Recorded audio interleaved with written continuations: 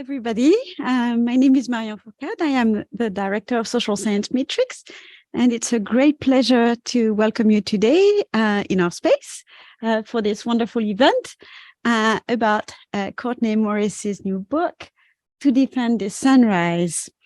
This is a book that was published by Rutgers University Press, and it's a book that considers how Black women activists in Nicaragua have resisted historical and contemporary racialized state violence, economic exclusion, territorial dispossession, and political repression.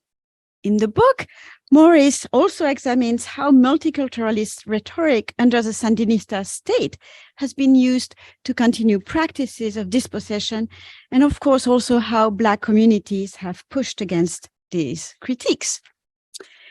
Now, today's event is part of Matrix's Author Meets Critic series, which features critically engaged discussions about recent books by faculty and alumni at UC Berkeley's Social Science Division. And the event is also co-sponsored by the Department of African American Studies, the Center for Latin American Studies, and the Department of Gender and Women's Studies. Okay, before further ado, I will now introduce our moderator, Lok Siu. Lok Siu is the chair of the Asian American Research Center and professor of ethnic studies and Asian American/Asian diaspora studies at UC Berkeley. She's also an affiliated faculty in anthropology, the Center for Race and Gender, the Center for Chinese Studies, the Center for Latin American Studies, and the Berkeley Food Institute. That's a lot of of affiliation, and I commend you for them. Her books include Memories of a Future Home, Diasporic Citizenship of Chinese in Panama, and 3 co-edited volumes on the topics of Asian diasporas, Chinese diaspora, and gendered citizenship. Her latest manuscript, Worlding Chino-Latino, Cultural Intimacies in Food, Art, and Politics, is forthcoming with Duke University Press. So now I leave it up to Lok to introduce the rest of the panel. Thank you. Doesn't matter. I'll just turn off the mic. So just want to make sure. Okay, there you go. Oh, well, welcome, everyone. It's a pleasure for me to moderate this panel and to hear Courtney speak a little bit about her book and also Tianna's comments. I'm going to go ahead and introduce each of the presenters, and then we will go ahead and begin the discussion with Courtney introducing her book. Courtney Desiree Morris is a visual and conceptual artist and assistant professor of gender and women's studies here at Berkeley. She's also the vice chair of research in the Department of Women and Gender Studies as well. She teaches courses on critical race study, feminist theory, Black social movements in the Americas, women's social movements in Latin America and the Caribbean, as well as race and environmental politics in the African diaspora. She is a social anthropologist and the author of the book we'll be discussing today, In Defense of this Sunrise, Black Women's Activism and the Geography of Race in Nicaragua, which examines how Black women activists have resisted historical and contemporary patterns of racialized state violence, economic exclusion, historical dispossession, and political repression from the 19th century to the present. And I'll just say that I had the immense honor to have sat on the dissertation when Courtney was at UT Austin. And I will say that her book is just as stunning as her dissertation then. But it is incredibly, I mean, the update of what she brought in is just incredible.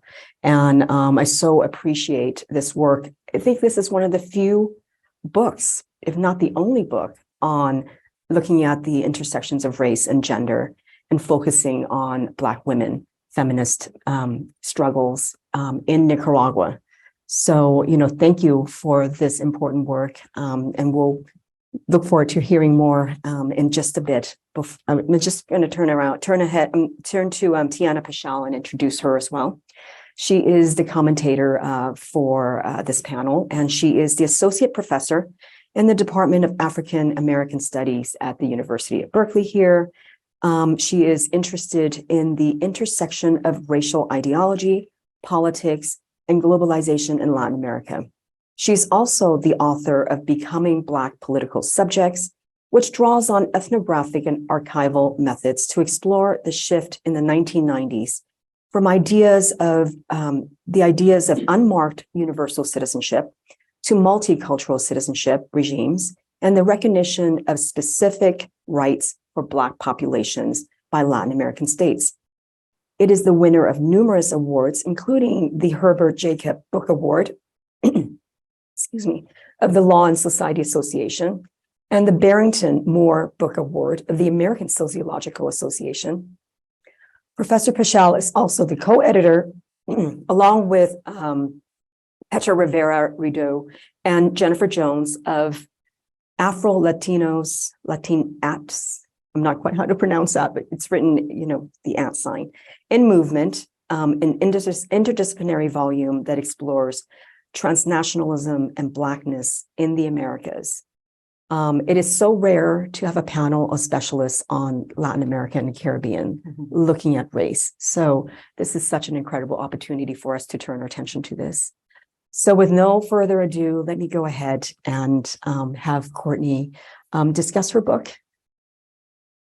Wow, thank you all for being here. It feels very surreal that the book is done. It's taken up the better part of my adult life. I've spent the last 20 years working on it. And I think I went to Nicaragua for the first time when I was 20, and I'll be 40 in June. So it's been a very long relationship with this field site and with this particular political struggle. And it feels really great to be able to share the work with you, to share with the people that I worked with in Bluefields. Many of whom are no longer living there because as political conditions in Nicaragua continue to deteriorate, many of the folks that really taught me everything that I know about Nicaraguan politics have had to flee the country because conditions there are untenable. So this book, there are a lot of people that I would like to thank. And if you've had a chance to look at the book or when you look at it later, you'll notice in the acknowledgements that I'm not really able to name people by name who have been my greatest teachers.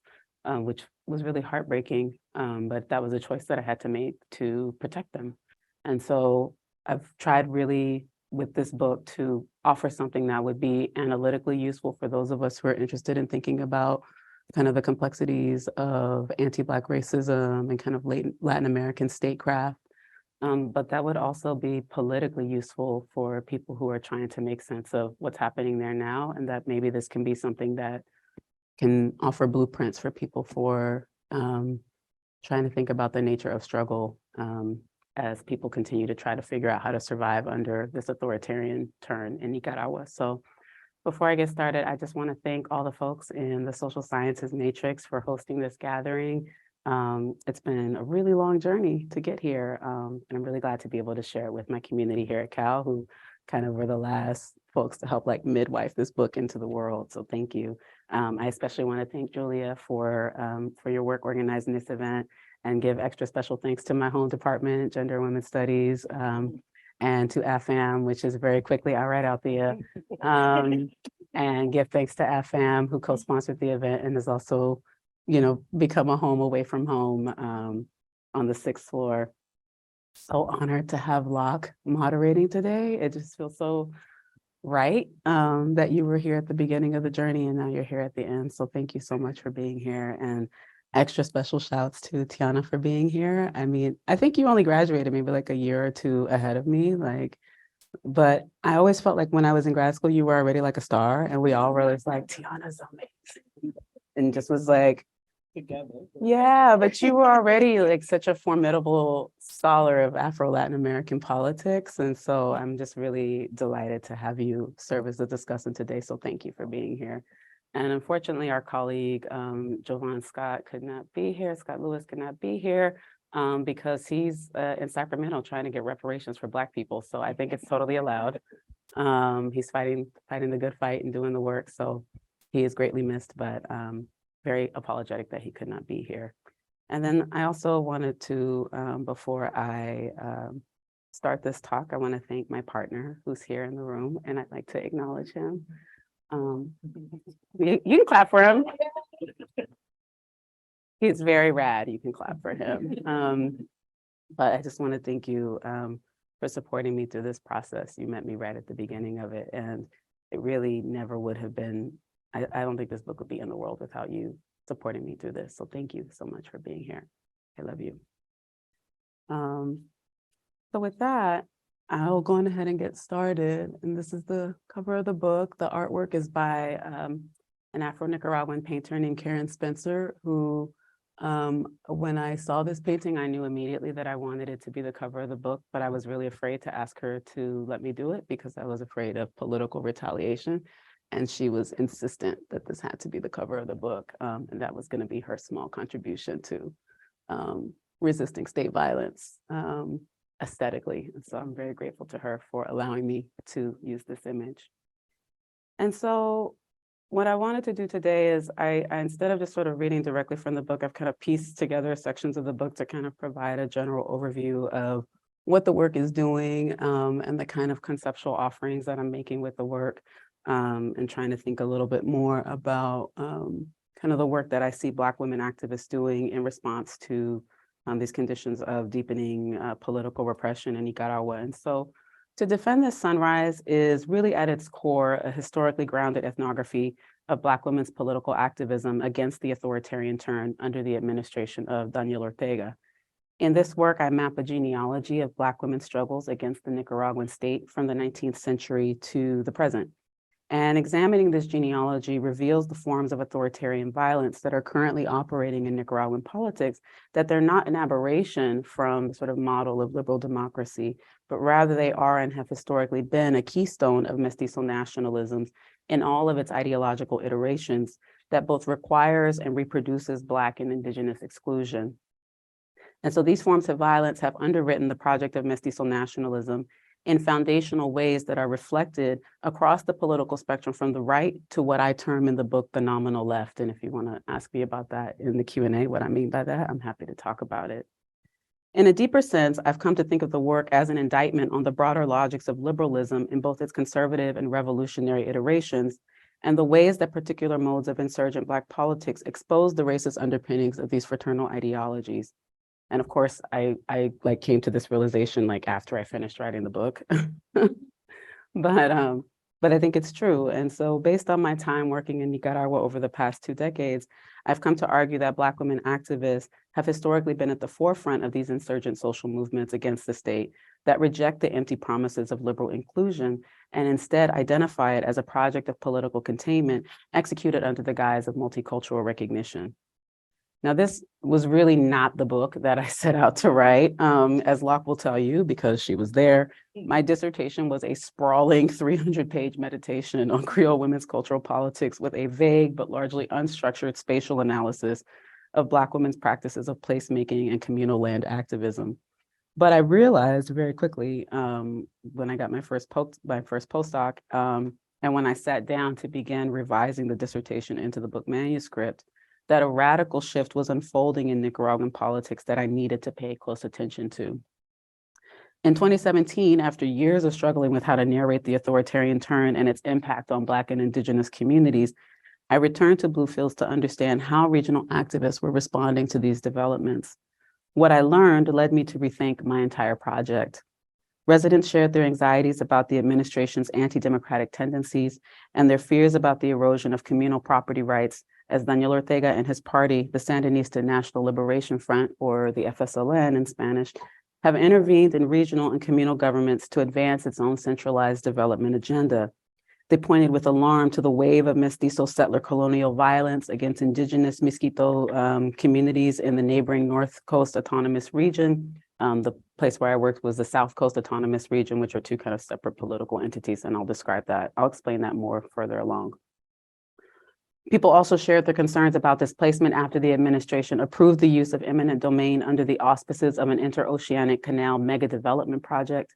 And as I listened to them, I knew that I needed to write a different book, one that would help people both inside and outside of Nicaragua to understand the slow process of authoritarian drift that has led to the current political crisis. And so let's talk a little bit about that crisis now. In April 2018, Nicaragua was shaken by a wave of popular protest against the administration of President Daniel Ortega and his wife and Vice President Rosario Murillo. Yes, you heard that right. In the weeks and months that followed, hundreds of thousands of Nicaraguans, from university students, retirees, environmentalists, feminists, religious leaders, Black and Indigenous communities, journalists, and left-wing and right-wing opposition groups, flooded the nation's streets calling for Ortega's resignation and early elections. The unfolding crisis took many, including the government, by surprise. Yet the conditions for the uprising had been in the making for more than a decade and revealed a deepening crisis of legitimacy for the Ortega administration. In April, and the crisis was precipitated when Ortega issued an executive order instituting a series of reforms to the Nicaraguan Social Security Institute. The reforms would increase the amount that employees and employers would have to pay into the system while cutting benefits to elderly retirees by 5%. And it's worth noting that this was actually an austerity measure that was recommended by the IMF in their negotiations with Nicaragua to provide aid to the country in the form of loans aid. The public outcry to this shift was swift and furious. Retirees began protesting outside the offices of the INSS. They were quickly joined by university students from the Central American University, or the UCA, and the Polytechnic University of Nicaragua, UPOLI. The government's reaction rapidly escalated into violent repression.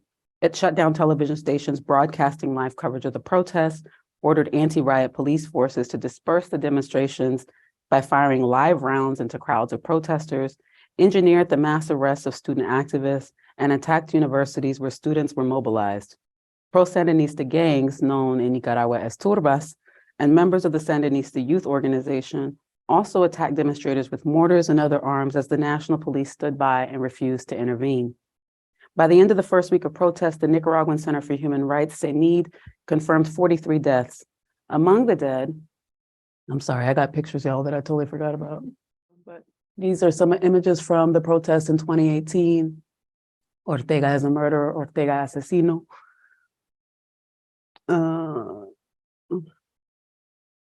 There we go. And so that's Angel Gajona. So among the dead in that first week of protest was Angel Gajona, a journalist who was shot and killed while live streaming coverage of the protests in the Caribbean coastal city of Bluefields, where most of my research was conducted. During this time, the Ortega administration went on the offensive, claiming that the protests were being infiltrated and manipulated by narco traffickers, gang members, and juvenile delinquents committed to promoting, quote, destruction and destabilization, end quote.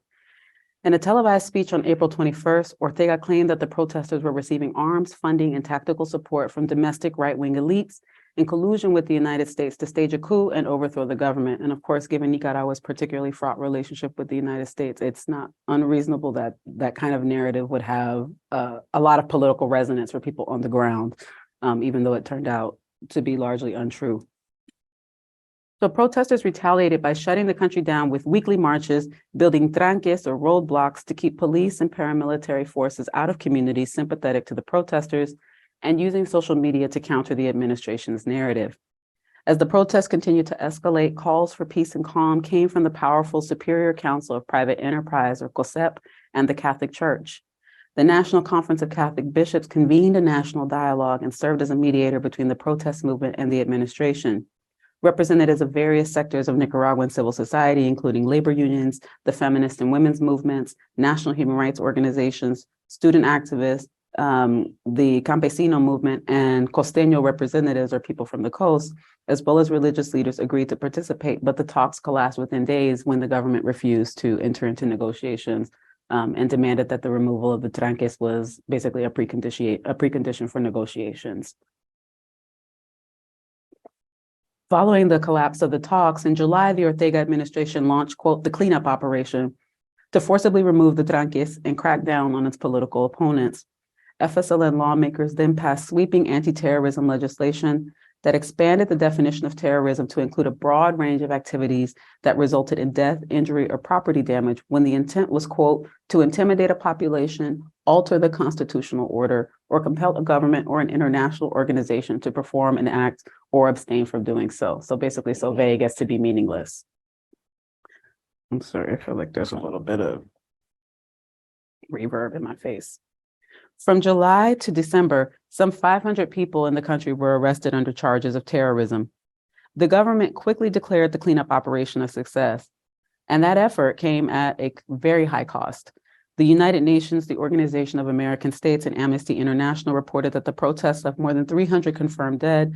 National human rights organizations placed that number closer to 500, approximately 2,000 people wounded, and more than 400 political prisoners.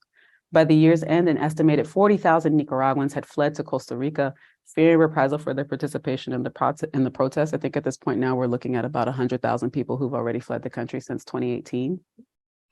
And after the cleanup operation, the government then escalated its repression of civil society, stripping away the legal status of dissident NGOs, harassing journalists, and arbitrarily detaining human rights defenders across the country. So as I said, a number of people I know have left the country, and all of the people that I know who were running NGOs on the coast or in Managua have had their NGOs stripped of their legal status and shut down in the last 5 years. So now let's take a look at the view of the protests from Bluefields.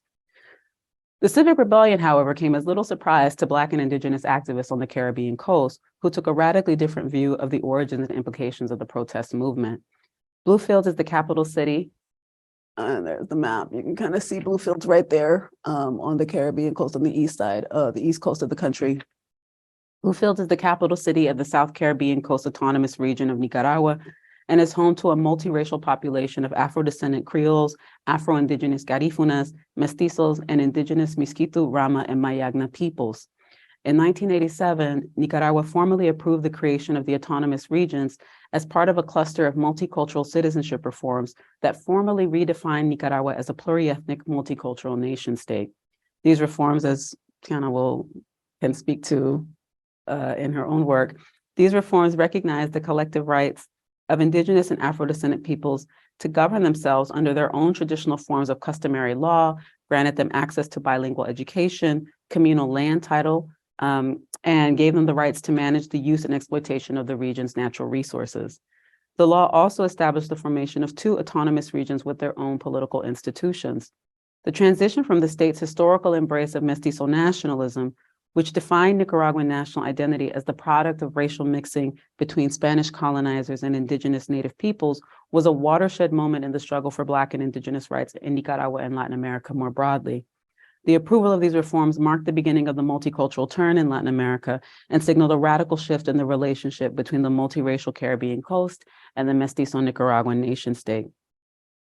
Despite these reforms, in the years following the approval of regional autonomy, the Nicaraguan state, under multiple administrations whose ideological orientations ranged from revolutionary to reactionary, continued to undermine the political claims of Black and Indigenous people for territory, resources, and political autonomy. Black and Indigenous communities have resisted the state's effort to grant concessions to national and multinational corporations to the region's fishing, mining, and lumber resources, and to construct an interoceanic canal that would cut their communal land claims in half. These communities have also condemned the state for failing to address the mass migration of landless mestizo settlers into the region, occupying and trafficking in Black and Indigenous communal lands. Although these reforms did not transform the unequal relationship between Black and Indigenous communities and the state, they did facilitate the emergence of new forms of political subjectivity and new modalities of political mobilization that have transformed racial justice movements throughout Latin America and the Caribbean.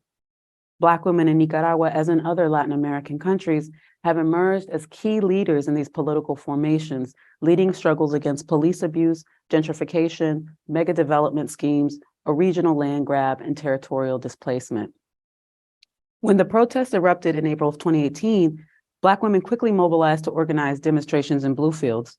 Costeño participation in the uprising increased dramatically after the National Police arrested 2 young Black men, Glenn Slate and Brandon Lovell, for the murder of Angel Gajona, the journalist that I showed you earlier, despite eyewitness accounts from Gajona's friends and family members that the journalist was murdered by local police.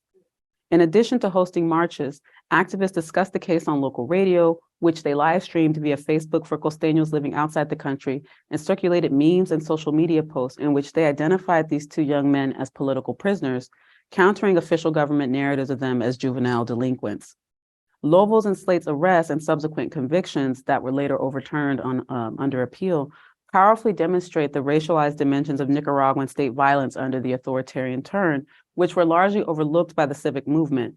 This exclusion was made evident, for example, when the hastily formed Civic Alliance initially neglected to invite Black and Indigenous community leaders to participate in the national dialogue with the government in May of 2018. Dolene Miller, who is a colleague that I've worked with for the last 20 years, Dolene Miller, a longtime Creole land activist and representative in the Bluefields Black Creole Indigenous government, argued that the civic movement has tended to ignore the specific political demands of Black and Indigenous communities on the coast, even though these communities were among the earliest and most vocal critics of the authoritarian turn. And by early, I mean, people were telling me in like 2009 that Daniel Ortega is a dictator. And I was like, no. And they were right.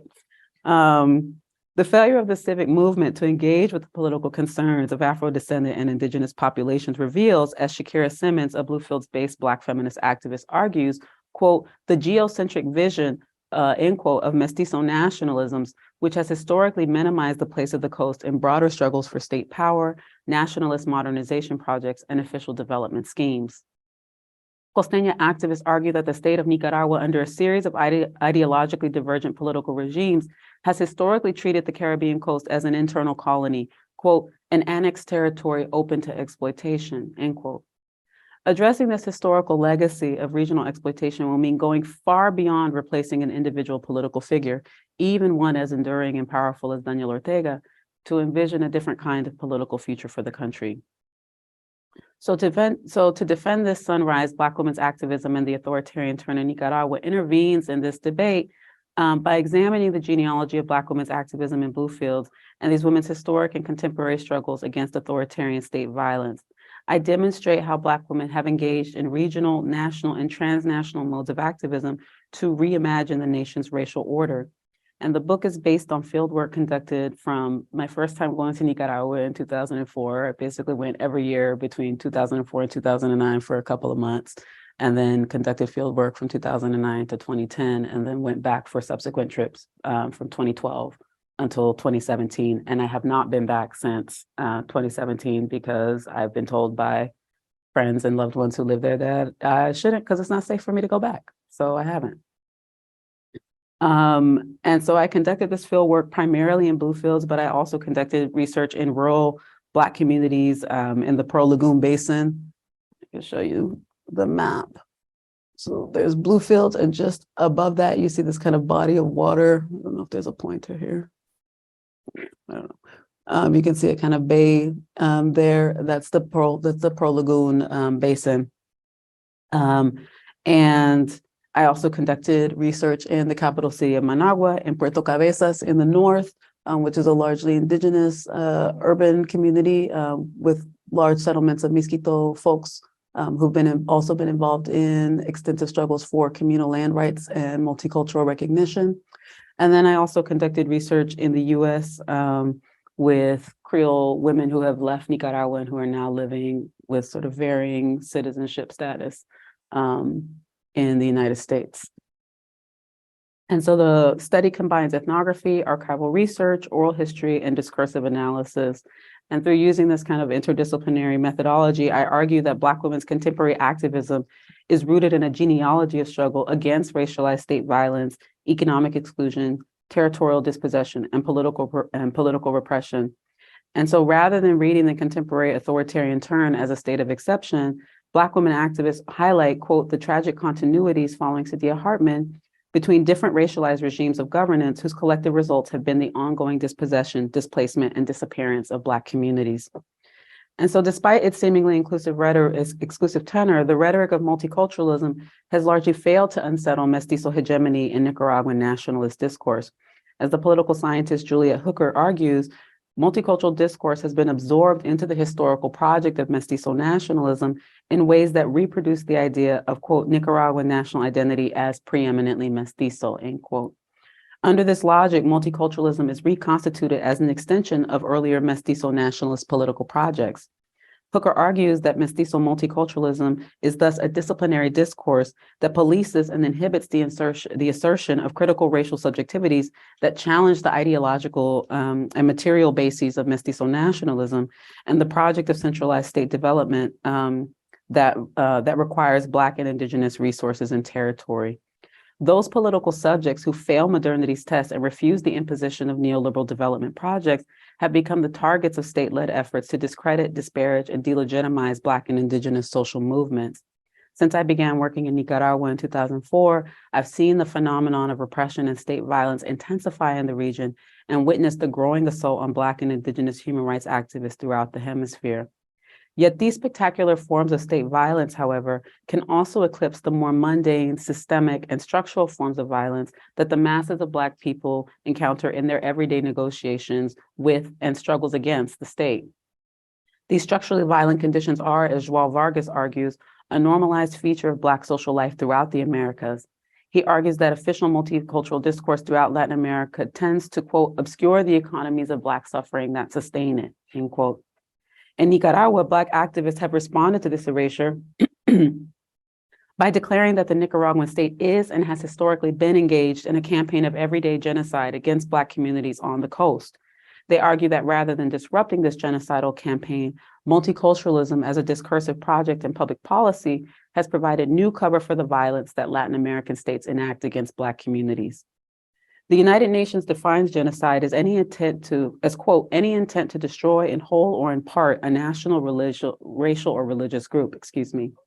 It can include, but is not limited to, quote, killing members of the group, causing serious bodily or mental harm to members of the group, deliberately inflicting on the group conditions of life calculated to bring about its physical destruction in whole or in part, imposing measures intended to prevent births within the group, and forcibly transferring children of the group to another group, end quote. Since the approval of the UN Convention on Genocide in 1948, Black activists and scholars throughout the Americas have used the term to describe the various legal, economic, social, and cultural means by which the modern state produces premature Black death in whole or in part. In 1951, the Civil Rights Congress led a delegation to the United Nations charging the United States with genocide. William Patterson, then the organization's national executive secretary, compiled and edited the group's findings in a collection titled "We Charge Genocide," the historic petition to the United Nations for relief from a crime of the United States government against the Negro people.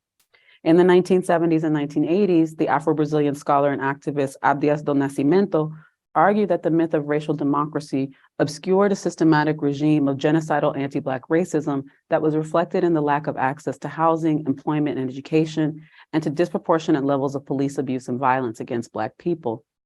Yet scholars of genocide studies have largely been reluctant to classify Afro-descendant people's historical experiences of state violence as a form of genocide. This stems in part from the tendency to define genocide as a historically specific term rooted in the Holocaust of European Jews during World War II. Genocide scholars have expressed concern that the term might be inappropriately applied to social groups who, although they may have experienced brutal forms of discrimination, have not, by definition, undergone genocide. Yet, as far as my reading can tell, the definition provided by the UN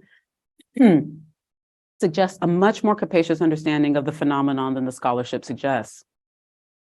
As João Vargas argues, the concern over banalization, quote, prevents the possibility that the definition of genocide may be applicable specifically to, especially to specific, quantifiable, and recurring social processes in the African diaspora, whose results are the disproportionate victimization of Black people, end quote. Kristen Smith extends his argument and suggests that scholars of anti-Black state violence should theorize genocide not as, quote, an historically determined location-specific occurrence, end quote, but as an assemblage. In so doing, we can, quote, not only take into account its gendered, racialized, sexualized, and class contours, but also how it is tied to other similar iterations of violence across space and time, end quote. And so it's controversial to some to suggest that the Nicaraguan state is engaged in a campaign of anti-Black genocide.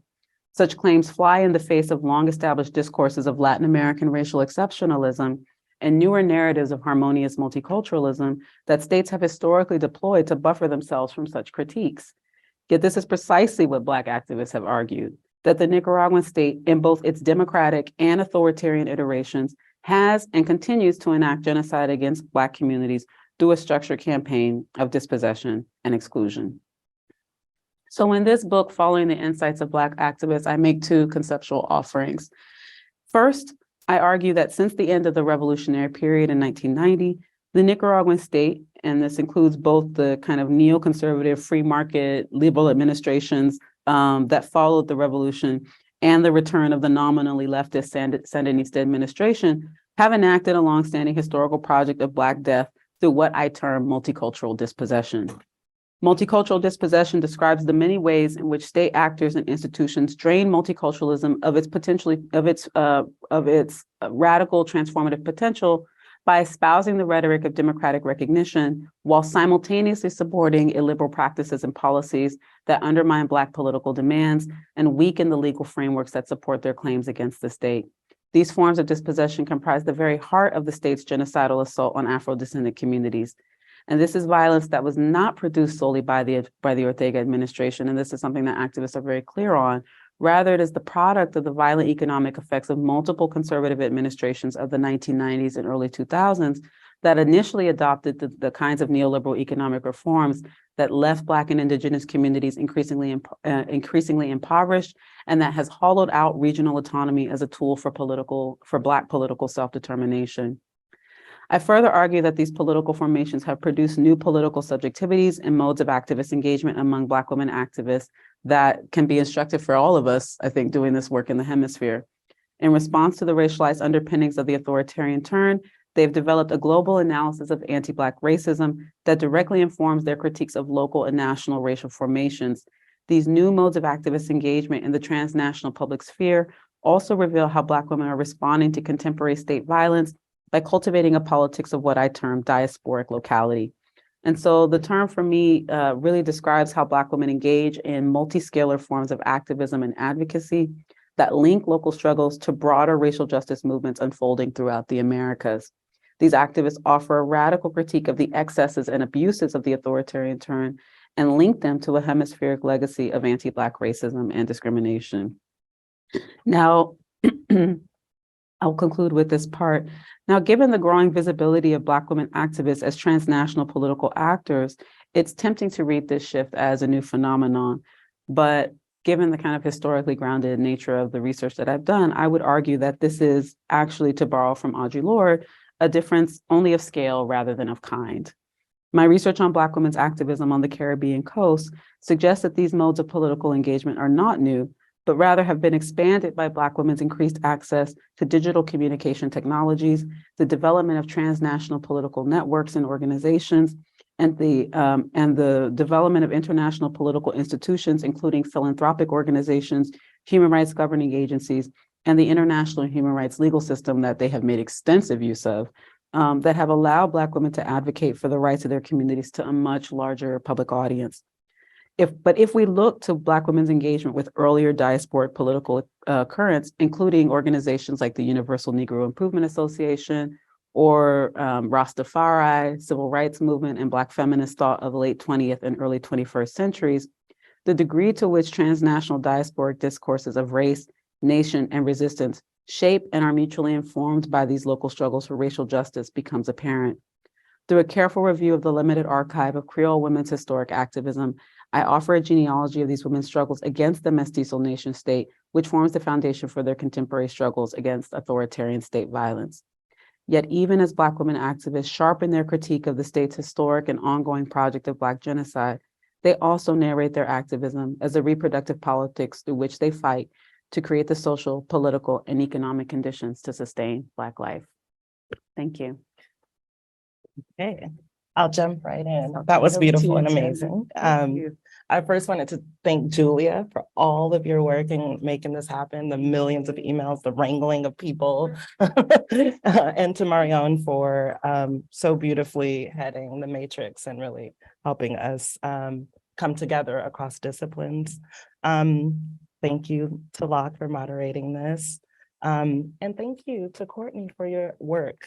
We run in the same circles. If people are at all familiar with my work, we've just been sort of like together, but not ever kind of in a formal engagement. And so I'm really thankful for this conversation because it is the first time that I get to deeply engage with your work and not just hear about you as I made my circuits through Central America and South America around the same time that you were doing your work. I want to just say apologies to you because I have a neck injury. And so I'm going to be looking like really stilted and formal, but it's all love and all warmth, okay, in your direction. I feel it. And then one just caveat, because probably I didn't send Julia my bio or anything. You have to like get it from the internet. I am a professor in African American Studies and in the Department of Sociology. I wanted to say that in part because my colleague is here too. And I didn't want anyone to feel like I wasn't claiming both of my departments. Okay. So there is so much that I can say about this book. I think, you know, one of the amazing things is that if I close my eyes at times, so much of what you're describing in the context of Nicaragua sounds like the context of Colombia, Absolutely. right? The dispossession, the co-optation, the state violence, the ways that activists are engaging in all kinds of trickery in order to confront this. But I will say that like the analysis itself is so much richer, so much sharper, so much more layered, and so much more feminist than anything that has been written on multiculturalism in this region and focused on Blackness especially, right? So I just wanted to say, you wrote the book that you needed to write. It came at the time it needed to come. Yeah. So the first gem I want to talk about, there are many gems in this book, is the way that you talk about and develop your practice of Black feminist activist anthropology and the way that you center your body, right? The body and your body, and as it's interpolated through your many experiences in Nicaragua, right? Your body is crucial to developing your understanding of what's going on there socially and politically. And it's also central to how Black women come to their own political praxis. There's a line in the, I think, intro of the book where you say, being a Black woman is in Nicaragua is hard. And it's italicized and full stop. Like that already is saying so much. And then you say, I came to learn that fact in and through my body and my embodied experiences navigating the complex social terrain of Nicaragua's multiple racial geographies in an era of authoritarianism. The sort of racial topography and the sort of containment of Blackness as over there on the Caribbean coast, as not quite Nicaragua, is so clear from the minute you arrive your first time there, when everyone already knows where you're going and where you belong and where you don't belong. I've had these similar experiences when I lived in Costa Rica for a year. Also, when I went to Nicaragua as a 20-year-old tourist, and everyone always already assumed that I was from Bluefields, right? And in Colombia, a place that I visit often and work in often. But your book gave me new language for understanding how I was navigating these spatial political terrains and new ways of thinking about how my body and how people engage with my body make visible these racial geographies. So I really appreciated that. Another gem is your idea of diasporic locality. It's very helpful because, of course, it cuts up against this idea that when Black folks in Latin America, the Caribbean, or in the Spanish Caribbean articulate a racial politics, they are actually responding to US impositions of racialized understandings, right? This idea that gets reproduced in the English literature and the Spanish literature, but also a charge that activists often face as a sort of silencing tool, right? Like, we don't have race here, that's some US stuff. You're importing race, concepts of race and racism from elsewhere. So your concept of diasporic locality puts that to bed in a really skillful way. But it also couches and puts into context these more contemporary regional activisms and transnational activisms in this kind of longue durée. And it complicates, in many ways, taken for granted politics and geographies. So in To Defend the Sunrise, we see that from the vantage point of Managua, the Atlantic coast is this place. It's a place of some contradictions, right? It's marginal and yet strategic. It's outside of the nation, but also a place that must be recolonized, reintegrated, and controlled, a place that is undervalued and also extremely valuable in economic and geopolitical terms. And in this way, the Atlantic comes to embody all the discourses associated with Black people, right? And all of those kind of contradictions about the Black body actually within the national politic, right? Assimilation and integration, needing to be managed, needing to be surveilled.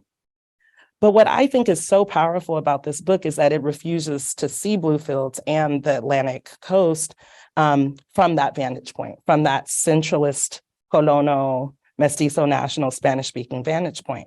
Instead, what you do is give us a view of Nicaragua and really of the world from the vantage point of Black women in Bluefields and of course, other parts of the Southern Atlantic coast.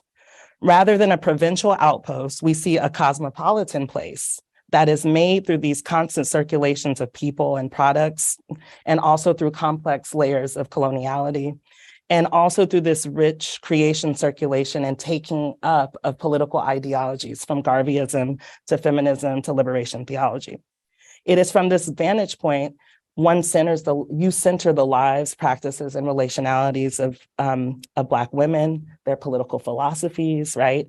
And from there, we see Nicaraguan state formation and nation building in all of its failings, right? It is from this vantage point, this place. So it's from this place, both in terms of the positionality of Black and Creole women, vis-a-vis this masculinist, centralist state project, and the positionality in place of the Atlantic that those contradictions come to be seen. And you've talked so much already about the sort of Hispanicizing kind of cultural project in your opening remarks. I want to talk a little bit also about the sort of authoritarian and autocratic one that you also talk about. So the view from Bluefield shows quite clearly that these sort of authoritarian underpinnings and strongman compulsions of the Nicaraguan state, even as the country goes through all these different political formations and upheavals, it is one that is one of a story of continuity and not discontinuity. You, like the women at the center of this book, force us to put Ortega in his proper historical context as one of many men from the Pacific, of a country from the seat of Hispanophone colonial power to edge towards authoritarianism and more dispossession, despite promises, despite revolutionary ideals, and despite treaties. Thus, rather than see him as this drift, as this aberration, you show very powerfully that he's part of this longer legacy of state formation in Nicaragua. In this way, the Atlantic coast becomes this kind of miner's canary, to use critical race theorist Lonnie Guinier's term, not just a siren that feels and sees and lives the racial underpinnings of Nicaragua's social and political order, but also a region of people who see the first signs of the authoritarian creep. We see time and time again how the coast plays this role because of the anti-Blackness that underwrites state policy over time, but also because the coast is this place where the central state tries and attempts to perfect its authoritarian practices, precisely because the place that it holds within the national project.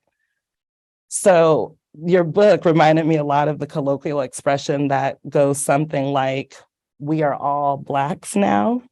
This idea that the kinds of dispossession, the kinds of austerity that we experience at the point at which they become more fully democratized and universal is when people start to notice that there's a problem, but there are things that we live before, right? So where Black and Indigenous activists here were the first one in the context of, we see this in the context of other countries, and I'll just speak a little bit about Colombia and Brazil, the countries I'm most familiar with. So where we see Black and Indigenous activists, for example, being the first ones attacked by Álvaro Uribe's policies, right? And that specific idea of constructing human rights activists as terrorists, right? Like that becomes universalized, starts out with attacks of both Black and Indigenous activists, right? And in a way, you can kind of think about Uribe actually perfecting his brand of para-política through those engagements with those communities. Or even the way that the contemporary Bolsonaro right movement in Brazil, with all of its idiosyncrasies and all of its incoherences, tried out its discourse and actually its political sort of repertoires when it came together first against affirmative action and against land rights for Quilombola communities. Ultimately, it's from these margins that we're able to see the center of these of politics in these places, that we're able to understand also the nature of power, even though mainstream political accounts in and outside of the academia hardly ever mention Black people, right? And I was struck by, I think it's in the preface where you talk about there being this important edited volume on the authoritarian turn in Nicaragua, with not one mention of the coast, right? And that happens in the context of Brazil too, like no mention of race at all, even though it's hard to see how that's possible. In addition to revealing the contradictions and sort of desires of the Nicaraguan state project, the view from the coast also gives us so much to think about and to theorize around the nature of racial spatial orders, the meanings of autonomy, sovereignty, and freedom, and the relationship between the politics of sovereignty and sexual politics. I found this last point to be one of the most unmistakable contributions of this book. I thought your chapter on Chamba and the cruise ships was fascinating, especially because you read these experiences of Black women within this broader context of neoliberal state policies and development projects that never quite materialize. Chamba emerges in the space between the promise and the reality of hegemonic development projects, and in the promise and reality of multicultural rights, right, that end up dispossessing more than they allow for the guarantee of rights. And this actually reminded me a lot of Jovan's work on Jamaica, right? The ways that people carve out some kind of life, they strive, they make sense of their realities in that gap, right? In your account, though, it's mostly women and not men who are engaging in these practices that, despite their structural origins, become yet another site of sort of culture of poverty kind of ideas of moral panic and of the policing of Black women around motherhood and sex. Beyond the theoretical contributions this book makes, there are some key contributions to historiography. I was struck by two things here. First is that you tell these life stories of Black women who were involved in the taking down of Somoza and the early years of the Sandinista revolution. I found it really interesting as someone who, in my previous life working in international institutions around multicultural rights, I guess, have met Dorothea Wilson actually always in these super professionalized international women's NGO spaces. And I did not know her history, going to the mountain and all the things related to being involved in the Sandinista struggle. It was very interesting. So your book really reminded me of the importance of telling these stories, of approaching it from an oral history, longue durée kind of perspective. Another gem in terms of the historiography is kind of embarrassing, but I'm going to tell the story because I have this opportunity to, and it has to do with setting the record straight about Maime de Mena's, her origins. Okay, so I co-edited a book, which you referred to, that's called Afro-Latinos in Movement, right? And we have a chapter that's all about Maime de Mena, who was a right-hand woman to Marcus Garvey and a person in her own right who really shaped the way that the UNIA actually functioned in that whole Pan-African movement, right? The Spanish pages of the Negro world and all of that. So we have a chapter that's about her and the sort of symbolic politics of her, what it meant for her to be riding, on a horse, in Harlem down in these parades and representing Garvey when he was traveling. And all of it was in the context of this book, Afro-Latinos in Movement, thinking about this Afro-Nicaraguan woman, was so important to, the United Negro Improvement Association. And I remember right when we were going to press, Juliet Hooker, had been, she was gonna, Yes, exactly. She wrote like a foreword, and she said, this is not, I know it's already going to press, it's fine, but I just want to let you know that Courtney Morris has uncovered that Maime de Mena is not Afro-Nicaraguan, actually. Like, she claims that identity for herself, but she actually was born in Louisiana. And I was like, oh no, and it will forever be in print with my name on it, this chapter that's just about this Afro-Nicaraguan woman, right? Okay, so thank you for setting the record straight and finding all of those archives to really to say that, right? So I'm just going to close with some questions. I actually think we, because of time, should open it up more broadly, but I'll say my questions and then maybe you can take them together. I don't know. I'll leave that to the discussion of Locke, of course. But so my first question has to do with the racial order or orders in Bluefields. So I found the depiction of racial formation in the Atlantic coast, starting in the 19th century and through the 20th, as super interesting and depicted as very opposed to or different from, right, the way that we might think about racial formation in the rest of the country.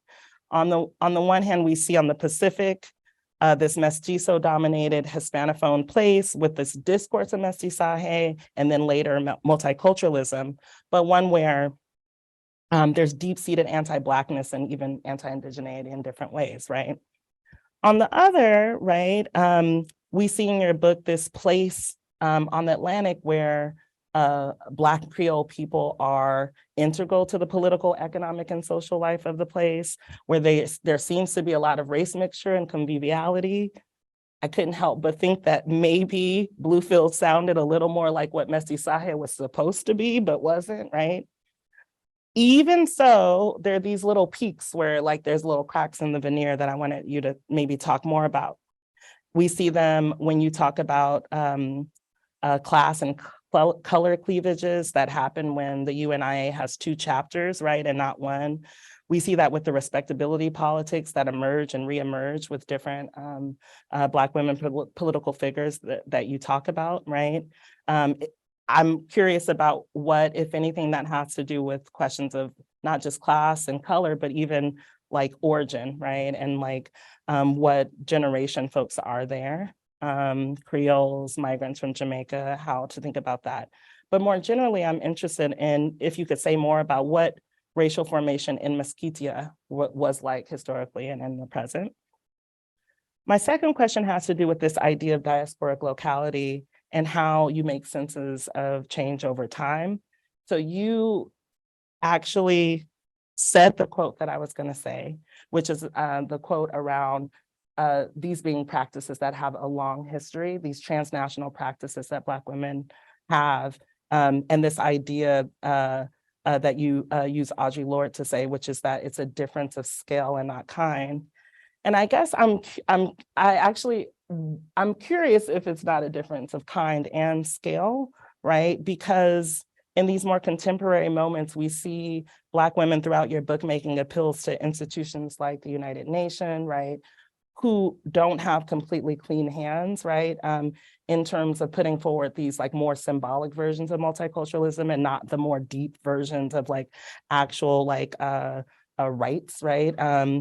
That have all these performative things like the decade of Afro-descendants, but are like sort of constantly developing these things alongside the Inter-American Development Bank, the IMF, and all of them. And so I was curious, like what we are to make about these transnationalisms over time, and if we might think about them as not just a difference of scale, right? That the UNIA and the UN are not the same, right? And so how are we to make sense of that? Related to this last question, I was really fascinated by the encounter between the Junes in your book. It was a really sweet moment where Courtney narrates this encounter between June Beer, a Black Nicaraguan painter and poet, and our June Jordan, right? Also a poet and philosopher, and somebody I'm very, I feel indebted to as a Black woman professor on this campus, period, but in the Department also of African American Studies. at first I thought you were curating a conversation, right? Like we all are like, I'm going to put June Jordan in every, like I'm going to put her in conversation with this person and this person. And then I realized that you meant there was an actual encounter between these two Junes, right? Yeah. And it made me it really happened, right? It wasn't just like, I'm going to think about how June talks to this June, right? It was sweet to see that they actually met, right? And it made me wonder more about how you think about these encounters between people who are so differentially situated within the African diaspora. It comes up so much within your book, right? You show beautifully how like Central America informs how Marcus Garvey, right, thinks about his political project. It informs Maima de Mena so much that she takes on the identity of Black Nicaraguan. Mm-hmm. And then we have June Jordan going, and I can imagine many, many other kinds of exchanges. And at the same time, because of US centrism, because of neocolonial relationships, because of differences in resources, and also just the ubiquity of US Black struggles, mm-hmm. there's often a presumption about the directionality of those exchanges. And so my question for you is, what do we learn? What did June Jordan, what did Maima de Mena, what did Marcus Garvey learn from the struggles in Nicaragua and Bluefields in particular? What might those struggles tell us about freedom, about autonomy, about power? Yeah. And I'll end there. Thank you so much. Oh my gosh, that was incredible. Thank you. Thank you so much.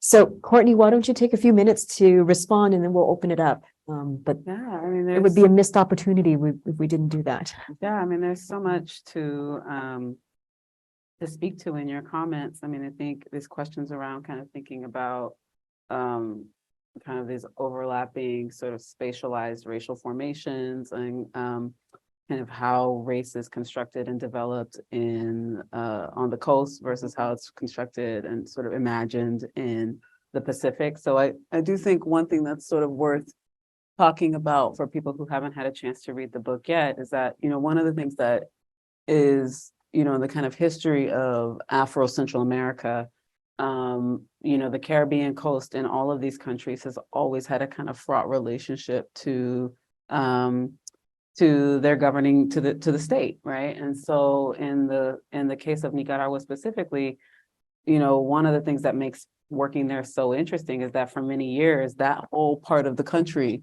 was basically its own semi-autonomous, semi-sovereign state. It existed kind of in the interstices of the colonial scramble and this sort of bids for land and territory and resources. And so, you know, while the kind of western half, the western central half of the country was governed by the Spanish and, you know, operated under Spanish colonial rule until the 1820s when Nicaragua became an independent republic in 1823. The Caribbean coast had a kind of quasi-colonial relationship with the British Empire and was considered a quote unquote protectorate of the British Empire and had its own kind of formal governing structure that interacted directly with representatives of the British Crown. So that whole part of the country was referred to historically as the Mosquitia. So that was the term that Tianna was using in reference to the indigenous Miskito peoples who historically have lived in that region. And the Mosquitia had its own king, a Mosquito king that was educated in Jamaica, answered to the governor of Jamaica, was considered, you know, a sovereign, was, you know, a head of state, essentially. And they could enter into treaties. They entered into multiple treaties with different European nations. They entered into treaties with the Nicaraguan government to kind of determine what the nature of the relationship would be with the central government, and to and also in an attempt to kind of contain and mitigate Spanish efforts to colonize that part of the country and claim sovereignty over the entirety of the territory. And they were able to maintain that semi-sovereign status until 1893, when Jose Santos Zelaya, who was then president at the time, launched a campaign to reincorporate, so you're talking about these sort of assimilative projects, but to reincorporate the region into Nicaragua, even though it had never actually formally been a part. Mm-hmm. You can't reincorporate what you didn't ever actually own, but that was the language.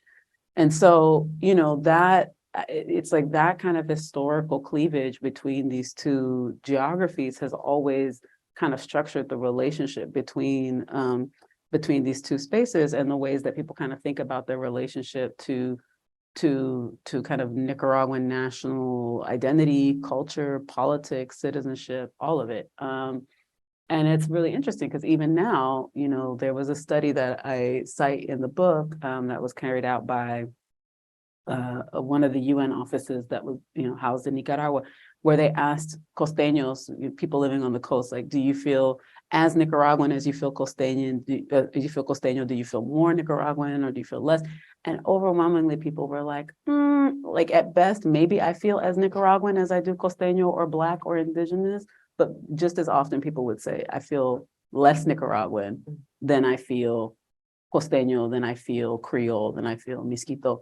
So there's a way in which to kind of like how people identify and sort of where they imagine their kind of political loyalties to lie in spatial as well as racial and cultural terms. It's not with the Nicaraguan state at all.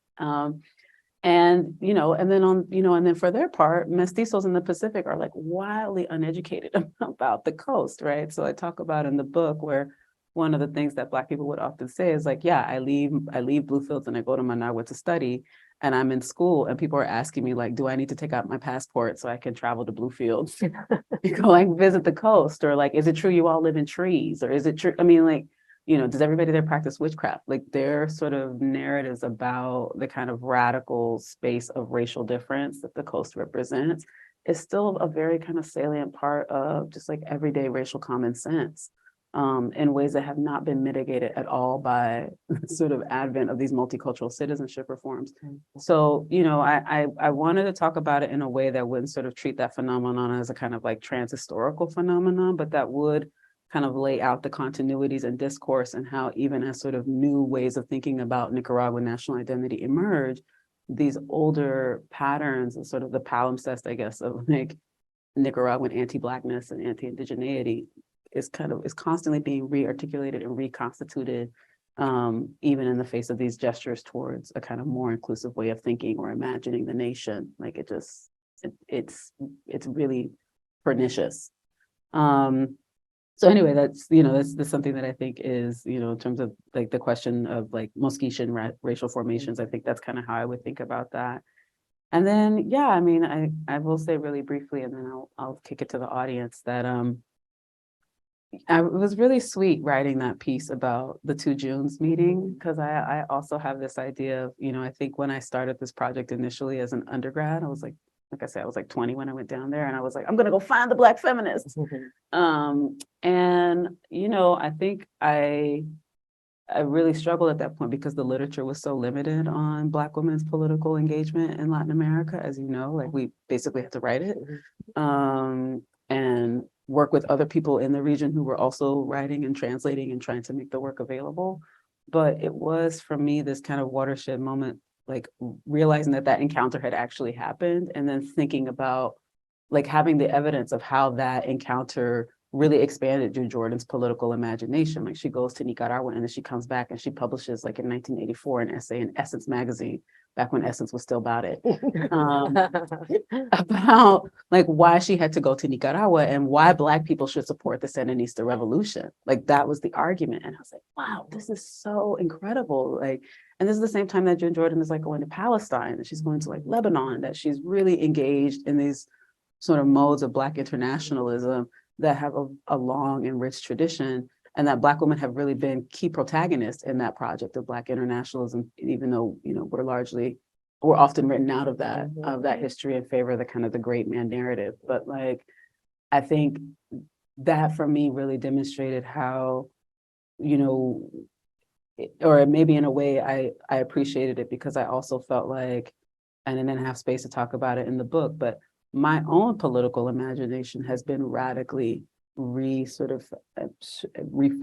by my encounters with Afro-Latin American women who have like really helped me to rethink what I imagine constitutes a feminist politics, or like who is the sort of who is the sort of ideal subject of feminist politics, or like, you know, what do we sort of imagine in terms of what is politically possible? Like, thinking about how in the space of the United States, our sort of demands for political recognition or repair are very limited in some ways. And you go to Latin America and they're like claiming territories, like entire, and it happens, so, and it's not an easy or like an uncomplicated process, but the demand is there and it's viable and people believe in it. And so I just think that there's something about the way that Black activists use these sort of infrastructures that are not created for our own sort of political dreams, our freedom dreams, right? Like whether it's the infrastructure of American empire, or if it's the infrastructure of international human rights spaces, or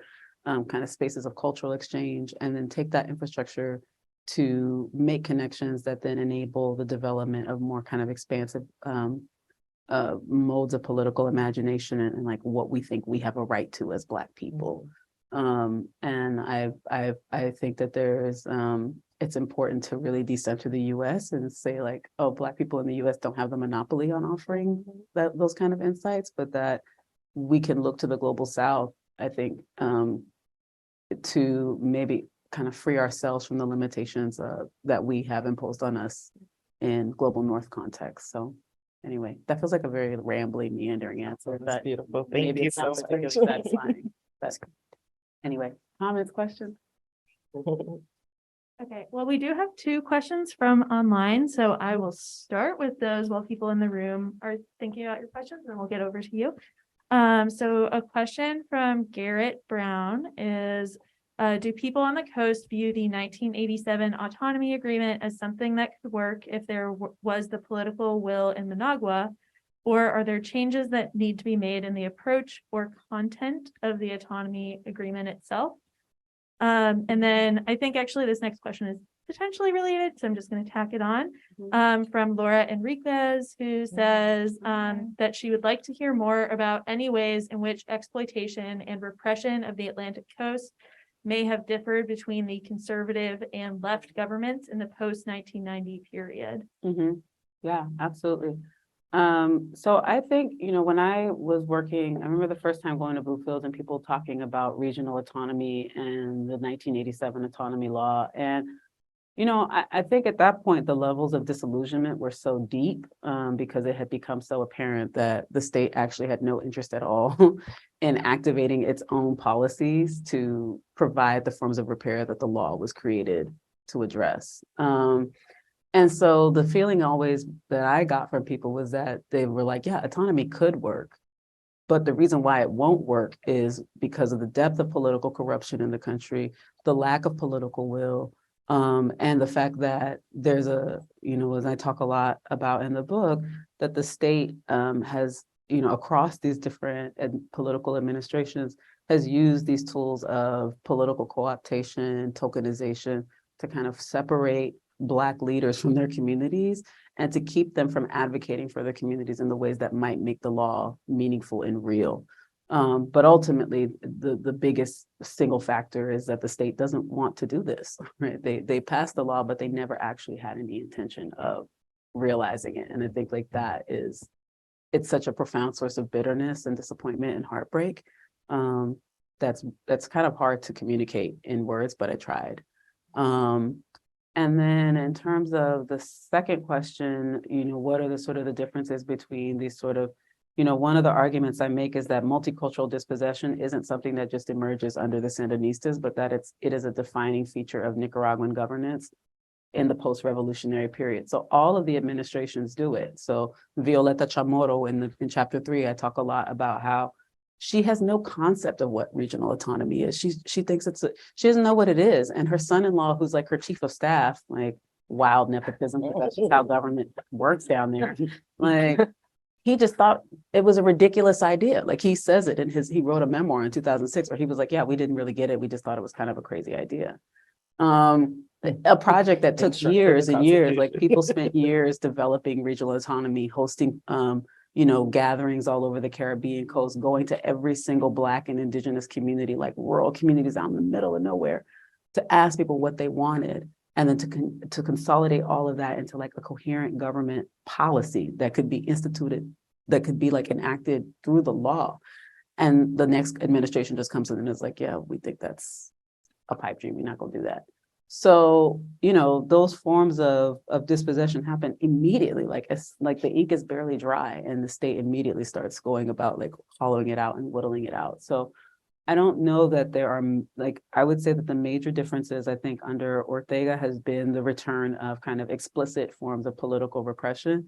I think the intensification of government intervention into kind of the spaces of everyday life and Black and Indigenous sites of political mobilization is really unique. But I also think that the Sandinistas are really clever. Like their use of multicultural rhetoric is really different than the neocons have no use for multiculturalism. They don't care. The Sandinistas actually say, well, we created multiculturalism. It happened on our watch. And and not only did we create it, but we're the only ones who can execute it effectively, right? And so the repression or the sort of forms of authoritarianism that are being enacted can be justified by saying, but we're the only government that actually has ever cared about Black and Indigenous people. Look, we passed this law, right? So they have really, I think, been very strategic in their kind of mobilization of multicultural rhetoric in a way that is fascinating, and in some ways I think also kind of articulates with these sort of similar modes of neoliberal multicultural discourse in the United States that are really problematic and that I think we can learn from. So I would say those are the biggest differences. It's working? Hey. Hi, Andres. Murray, thank you so much for this wonderful talk. My question is, first you mentioned an anti-Black historical violence encompassing both the reactionary and revolutionary governments has been produced at the coast as a space of dispossession, repression, as you already mentioned. And my question is what other what ideas, notion of practices about the land, the coast, from the life, knowledge, and political practices of Black women emerge, or what kind of if there is another notion of coastal geographies or coastal ecologies from these political coalitions of Black women in Nicaragua. Yeah, when I remember writing the dissertation, Catherine McKittrick's Demonic Grounds that just came out, and that book was just like a bomb in my world. And I was like, oh, what are these Black women's geographies that I should be paying closer attention to? And I think, they showed up in a lot of places. In the book, I talk a lot about the fact that sort of regional struggles for land rights have been led almost entirely by Black women. They are the ones who, so the autonomy law, when it was passed, one of the kind of holes in the legislation was that it gave Black people the right to communal land rights, but it didn't actually establish a process for delivering on that. So then another law was passed in 2003 called the Law 445 that provides a kind of step-by-step process for demarcating, entitling Black communal land claims in blocks. And Black women were the first people. There were a lot of folks when that law passed, they were like, that's never gonna happen. And Black women were like, it is going to happen because we're going to make it happen. We're going to take that law and we're going to run with it. And one of the activists that I worked with, a woman named Nora Newball, who, that's Nora talking at the Inter-American Commission on Human Rights with Dolene next to her. But Nora had an encounter with the president of Nicaragua at the time, Enrique Bolaños, and she was like, well, what are you going to do? We got this law, now what are you going to do for us? And he said to her, apropiense a su ley. And she was like, I will. That's exactly what I'm going to do. So he's like, yeah, take up the law. You got it. Now do something with the law. She's like, I am going to do something with that law. And she did, they ended up doing this massive project to demarcate the land, doing ethnographic research, mapping out the territory, meeting with all the residents, passing, voting on it, coming up with a proposal, pushing that through to the state. And that was the proposal that they ultimately presented to the state for the land claim. But then so that's one of the formal ways that I see kind of Black women's geographies, or Black women attempting to sort of reshape space through practice. But there's also these more informal strategies, the stories that people tell about places, the state will come in and change the names of places, and Black folks are like, no, that's not Punta Fria. The name of that neighborhood is Cotton Tree. That's where we live, and that's some stuff that somebody made up. So there's there's a chapter in the book where I talk about walking through the neighborhoods, these sort of traditional Black neighborhoods in Bluefield, And my friends, homegirls who would be like, that was a Garvey house. Like that was where the UNIA used to meet. And over there, that was a Black church. And that was the Crodell Hotel where Anna Crowdell used to organize people and like led all these rebellions against the state. So like, even though the landscape of the city had changed radically, like people's memories of what had happened there was really strong. And they kept it alive through these narrative practices that I'm like, oh, you wouldn't know that unless you talk to people, but like the memory of the land lives in their, like in their bodies in a way that you could experience it through walking through the space. And I was always really struck by that. So that's just like some examples of the ways that I saw it playing out in the space of daily life and like political practice. I just want to call attention to the time. It's 2:00. I think we can have a conversation for so much longer. And I just want to, and we would love to have an informal conversation afterwards, but I need to, I think, formally close this panel. I just want to say thank you so much, Courtney, for this amazing book, and so necessary, at this moment as well, in terms of what's going on in Latin America, what's happening in the US as well. I think there are lessons to be learned. And thank you, Tianna, for your amazing comments. And they were so incredibly rich and generative, and making us think in different directions as well. And thank you to Marion and Julia for hosting this, for sponsoring it, and bringing this to on campus and to sharing it with everyone. So thank you very much. And thanks for the audience.